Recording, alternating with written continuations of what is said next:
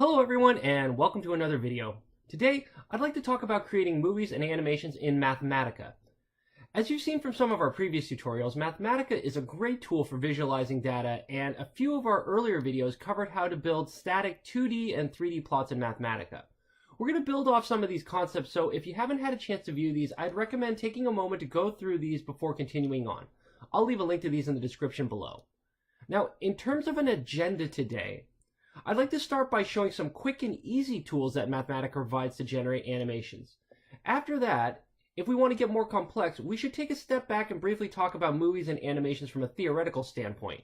Now, this is actually the same discussion I presented in our other video tutorial showing movies and animations in MATLAB, so to avoid duplicating information, I'll simply refer you to that video at that point. Again, I'll have a link in the description below to that video. Once we've got the theoretical workflow down, we'll jump into Mathematica to implement an example and generate a movie using Mathematica. So, with that being said, let's jump over to Mathematica and dive in. Alright, so here's our blank Mathematica notebook. Let's go ahead and zoom in a little bit and magnify so it's easier to see. And maybe let's go ahead and start a title here of creating movies and animations in Mathematica.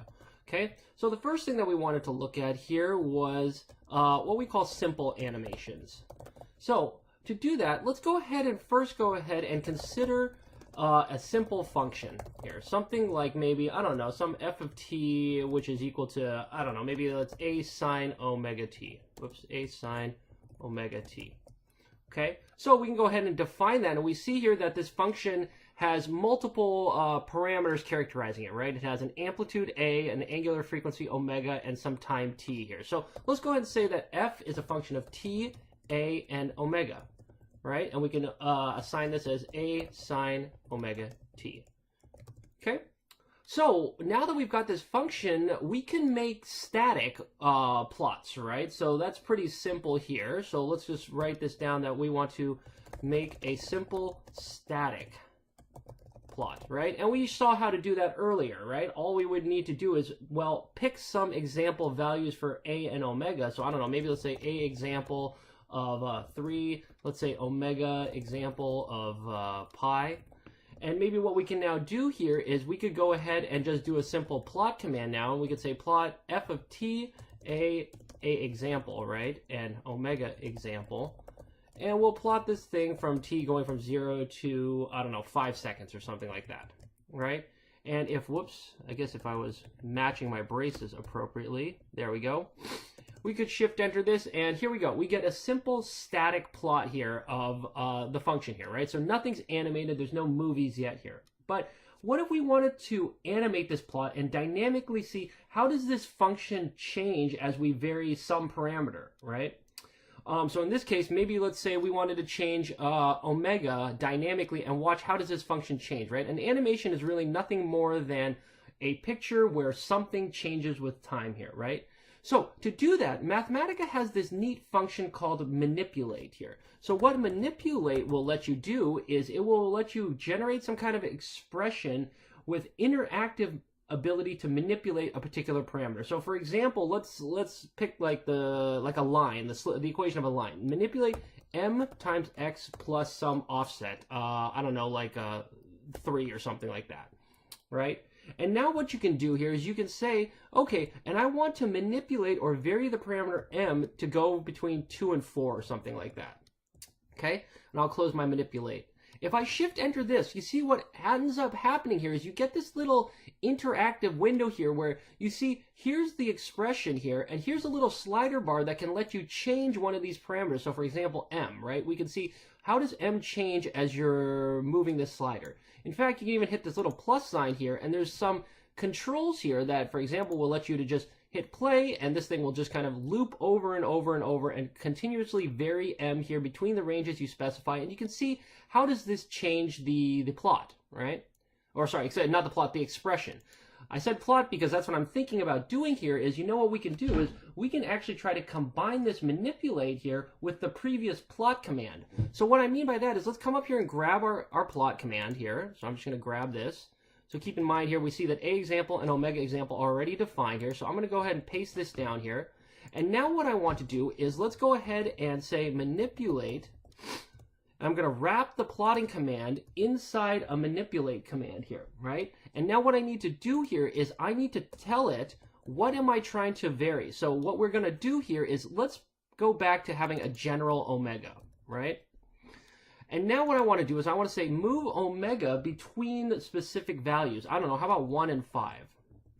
Okay, so does this make sense what's going on here? So this inner plot command right here, this here, it's actually not going to work by itself, right? So if I were to copy this command here and paste it down here and try to shift enter it, it's not going to have any ability to plot this, right? Because it's got t and omega as being variables here, right? And it has no clue what omega is, so it doesn't know how to draw this plot, right? Because omega is kind of undefined, right?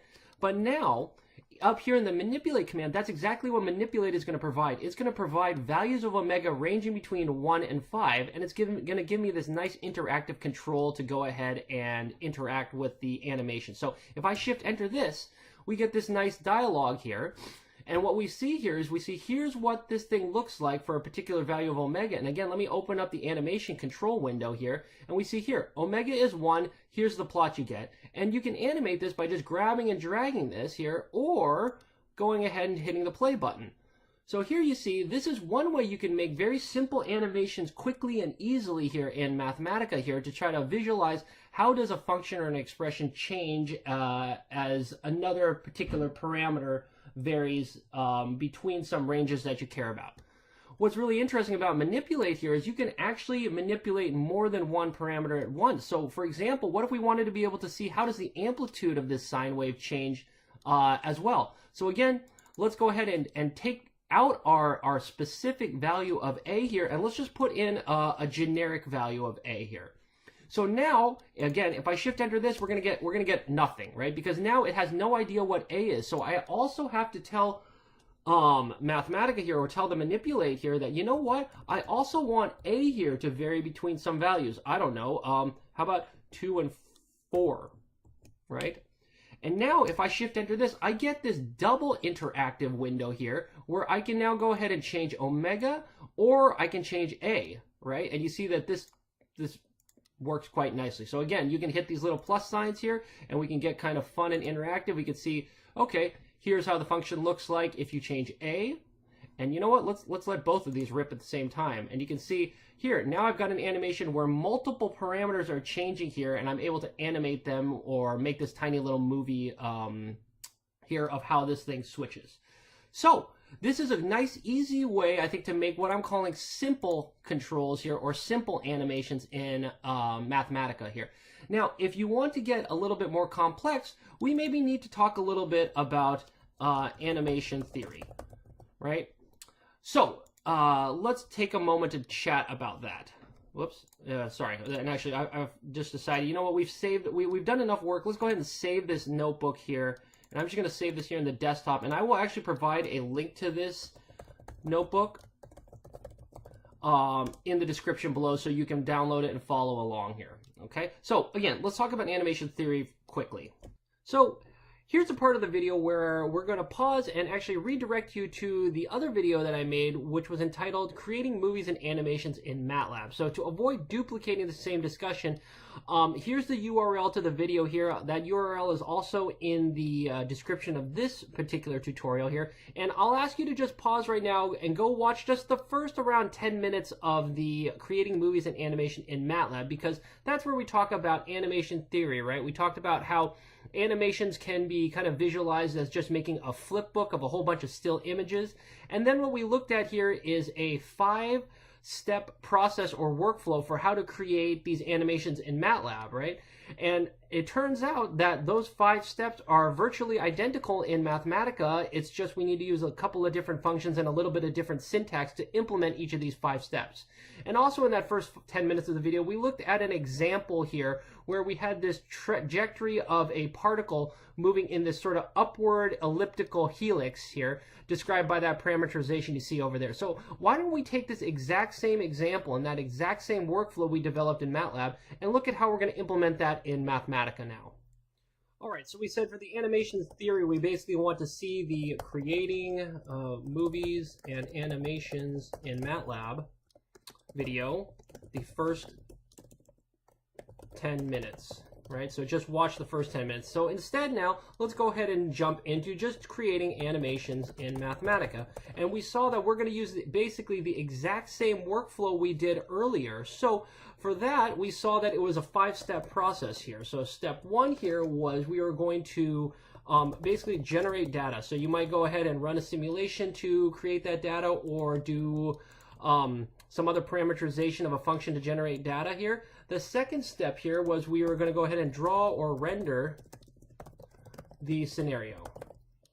And then step 3 is once we've drawn a single frame of the flipbook here, we're going to go ahead and take a snapshot. Okay, and then the next thing is once we've taken a snapshot, we basically just want to advance time forward and complete this and go back to step 2 and just draw the scenario at a new time step, take another snapshot, and continue on and on and on, right? And then finally, this last step is once you have all of those snapshots generated, you want to go ahead and save the movie. Right? So here's a nice outline of the 5 steps that we need to do here. So let's just go ahead and implement the example that we had with a particular parameterization here. So maybe we should say up here that recall the example trajectory / parameterization, right? Let's change this to text, is something like we were looking at the particle trajectory was given by an x of t, a y of t, and a z of t. And I think we said that this was this upward spiraling helix of 5 cosine t, 2 sine t, and t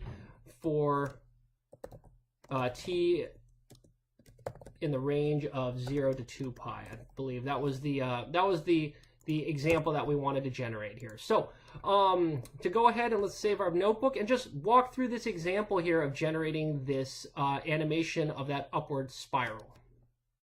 All right, so step 1, to generate data, all we need to first do is just go ahead and define the aforementioned parameterization. In other words, let's just go ahead and define x of t to be, x of t to be 5 cosine of t, y of t to be 2 sine of t, and z of t to be t here.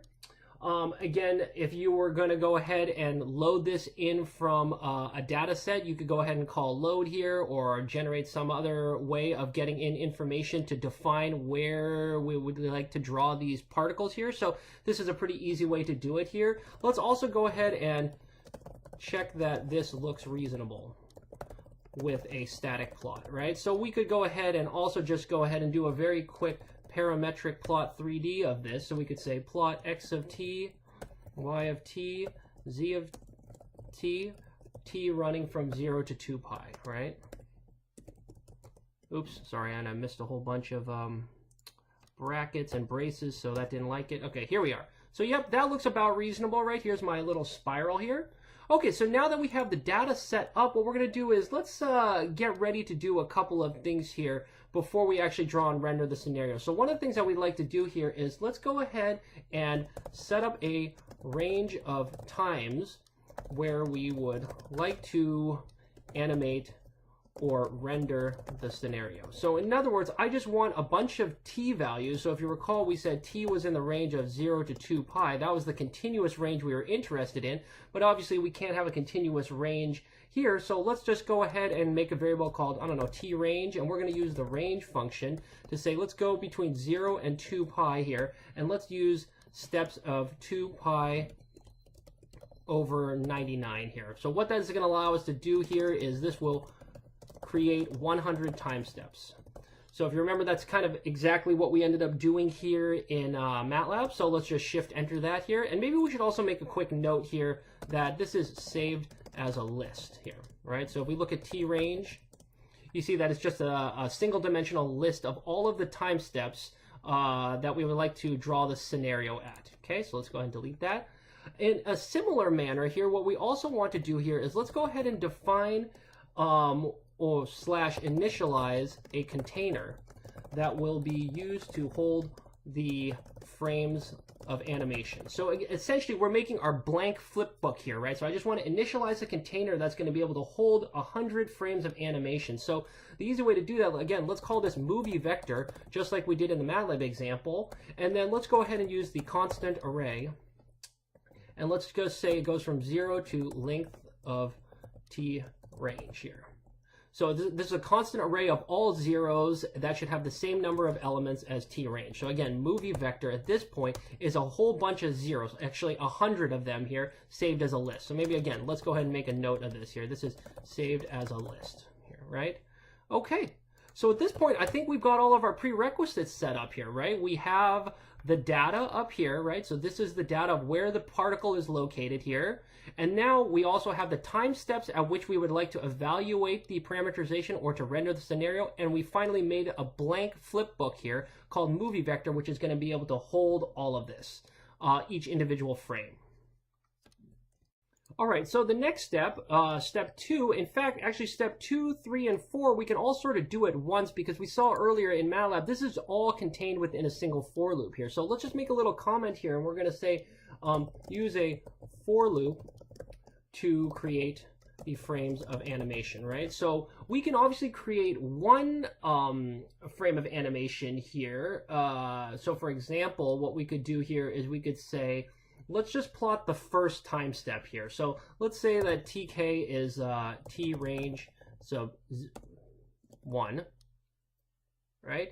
And actually, sorry, this needs to be like such here, right? Because it was a list here, so I'm accessing the first time. So tell you what, let's first go ahead and plot what does this thing look like at time 0 here, right? So what I'm going to do here is let's go ahead and maybe put a comment here that we are going to extract data for a single point, okay? So that's the time here. So let's go ahead and get the x position of the particle. Well, we said that's x at time tk, right? And then yk is going to be y at time tk, and zk is going to be z at time tk. So we should have the position of the particle at a given time. Maybe let's put a semicolon to suppress that output here. And now what we could do here is what we would like to do is just render this single frame of animation here. So let's go ahead and render the scenario. Okay, so what we're going to do here is, okay, we can obviously draw that point here, right? We could use our graphics 3D here, right? And we could go ahead and put in a, let's do a green point here. So I'm just going to kind of build this up here. So absolute point size here of 15. Let's call this thing, make it green. And we'll make a point object here that's located at xk, yk, zk, right? That's where the thing is located at any given point. So if I go ahead and shift enter that, we see here's my green point here, right? We could also go ahead and maybe plot the entire curve, right? So maybe we should make a note here. So we're rendering the scenario. This first command here is plotting just the point as a green dot, right? And now what we would like to do is draw the entire trajectory / curve, right? So again, we can go ahead and parametric plot 3D that thing, right? So this is the exact same syntax we had earlier. Let's just go ahead and actually just grab it here. All right, and bring it down here. Okay, so now what we've got here is we should have both the dot and the curve here, but obviously it would be nice if we could put both of those two together on the same animation. So let's just go ahead and wrap both of these commands inside a show so we can get both of them simultaneously. And I think I'm going to have to put a comma in here between the first graphic here and the second graphic. So now if I shift enter this, here we are. We get the point and the curve all in one shebang. And what we might want to do here is, again, let's go ahead and just start adding some plotting options here, right, to make this plot a little bit nicer. So we could go ahead and decorate the plot here. So at this point, we could do things like axis label. Come on, label. Let's go ahead and say this is X, Y, and Z, right? And then maybe let's make a title here. So plot label. And you know what? Let's go ahead and make this a kind of complicated string here. So I'm going to go say string join here, and I want the title of this plot to be the time. So time equals, and then I think I need to toString the t sub k here. And actually, I want this to be represented as a number here, not a exact input. So let me see. I think if I hopefully have gotten all of the... No, you know what? I probably messed up. Where did I miss a... Oh, yeah. Sorry. I think I missed a bracket here. There we go. Okay. There we go. here we go. So here's our nice plot here, right? So we've got this, we've got the title here showing the time at time 0. And yeah, I think we should be pretty much ready to go. So as you can see, what we've done here is we have a single frame of animation drawn, but now what I want to do is let's wrap all of this in a for loop, so that what we'll do is we will advance the time one step at a time and just keep moving on. So what I'm going to do here is wrap all of this that we've just drawn here in a big for loop. So I'm going to say for k gets 1, k less than or equal to the length of t range, right? And k is just going to go up. So let's do that here. Oh, sorry, whoops. I don't want to close the for loop. So here's the opening of the for loop. So let's put the closing one way, way, way down here at the bottom here. That should be good here. And then the last thing I want to do here is now I don't want to always look at time the first time. I want to look at the kth element of time here. So here we go. I think this should have everything we need here. So if I go ahead and shift enter and run this entire for loop, it's going to take a couple of seconds. Well, actually, that's pretty fast here. And what we've got now is actually nothing. Because if you think about this, we didn't actually save all of this output here, or we didn't save any of the pages here. And in fact, Mathematica acts a lot like MATLAB in the sense that if you notice here, this show command is wrapped inside the for loop, so it didn't actually plot all 100 frames of animation or of the pictures here. You see that we actually get nothing coming out here. If you really wanted to see that, you could go ahead and, you know, put a / print here. And, well, you know what, tell you what, let's run this just for giggles here, right? If you run this now what you see is, oh, look at this. It's running, and here we got t equals 0. Here's the next time and the next time. So if you look at this, here's all the frames of animation, right? If I scroll down this, you can see the little dot moving up the trajectory, right? So although it makes your output absolutely ridiculous, right? Because it printed out 100 frames of animation in your notebook, which is totally not what you want to do. So tell you what, let's get rid of that here. I don't want this print command here. Let's shift enter and run this again. Hopefully, there, everything goes away. Instead, what I want to do here is I want to take the output of this show command, right? The show command is what's making that single page of our flipbook. And you know what you can do in Mathematica? It's actually really clean here. You just go ahead and say movie vector sub k gets the output of this. So what we're doing right now is we're basically jamming the output of the show command, which is 1 frame of animation, and we're storing it into the movie vector object. So if I shift enter this whole thing now, this is now run through 100 iterations of the animation, and it's stored everything in movie vector. If we want to just check this, right, if I come down here to movie vector and take a look at this, again, get ready here. If I shift enter this, here we go. Here's my 100 pages of the flipbook stored in 1 vector here, right? Okay, so that looks all great. I'm going to scroll back up here and actually delete this because, again, I don't want this thing cluttering up my notebook here. So at this point, we've basically created all the pages of our flipbook, so all we need to do is save the movie here, which is our last step. So this is actually pretty simple here. So let me go ahead and make a little note here. So now export the movie vector object as a single .avi file. Let's start with there. Okay, so what I can go ahead and do is let's go ahead and just say file name is, I don't know, let's call this thing curve, how about curve mathematica.avi, okay? And then all you need to do here is you can actually save this or export it to your hard drive using the export command here. So all I need to do is say export file name and then give it the movie that I'd like to export here, which I've just created and called movie vector. All right, so now if I just shift enter this here, this is kind of interesting here. So shift enter, give it a couple of seconds here. It's thinking, and hopefully it should have exported this curve mathematica.avi. I guess I forgot to put a semicolon here to suppress the output. Let's run that thing again here and see cleanly. And while it's running, let's go ahead and pull up the directory of where I stored the Mathematica notebook, and you notice here there's nothing called curve mathematica.avi here. So the reason why is that Mathematica actually has a different concept of a sort of working directory, or where it decides to output all of these exports to. So what we might want to do is let's make a note here that you can find where Mathematica stores the file using the directory command, right? So what we can basically do here is I can just call directory just like this by itself, and it says here's sort of where everything is being sent. So it's being sent right now to C users Chris documents. So I'm going to go ahead and copy this, come here to my Windows Explorer here, paste that in, and take a look in here, and aha, check this out. Here's a file that was just created a minute ago here called curvemathematica.avi. So here's the file we want. So again, if I just double click on this, here we are. Here's your Mathematica simulation here, or movie, which is basically the equivalent of what we did in MATLAB here. So again, the workflow is the exact same here, right? You've got these 5 steps here, and all of them, let's just collapse all, whoops, oh crud, I collapsed way too many of these. Let's collapse these so we can take a look at them all at once, right?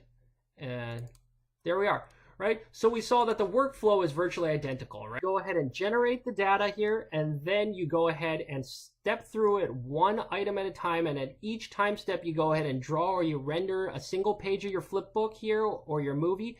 Then you go and save that flipbook page by taking a snapshot here, and then you just go ahead and advance time forward, come back to step 2, and just repeat this process over and over and over until you've got your entire movie created, and then you just go ahead and export the movie and find out where Mathematica stored it.